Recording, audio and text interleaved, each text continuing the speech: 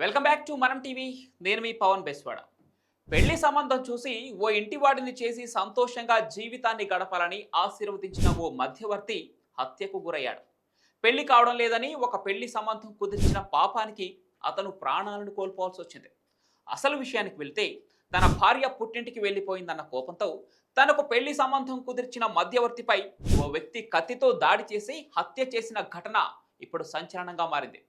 ఈ సంఘటన కర్ణాటకలోని మంగళూరులో జరిగింది. దాడి చేసిన నిందితుడు ముస్తఫాను పోలీసులు అరెస్ట్ చేసి కేసు నమోదు చేశారు. సులేమాన్ అనే మధ్యవర్తి 8 నెలల క్రితం ముస్తఫా అనే వ్యక్తికి ఓ మహిళతో వివాహం జరిపించాడు. అయితే పెళ్లైన నాటి నుంచే ఈ దంపతుల మధ్య గొడవలు మొదలయ్యాయి. 2 నెలల క్రితం ముస్తఫాను విడిచిపెట్టి ఆమె పుట్టింటికి వెళ్లిపోయింది. భార్య తనను వదిలేసి వెళ్లడంతో ముస్తఫా తీవ్ర మనస్తాపానికి గురయ్యాడు. మే 22వ తేదీన గురువారం రాత్రి సులేమాన్తో గొడవ పడ్డాడు.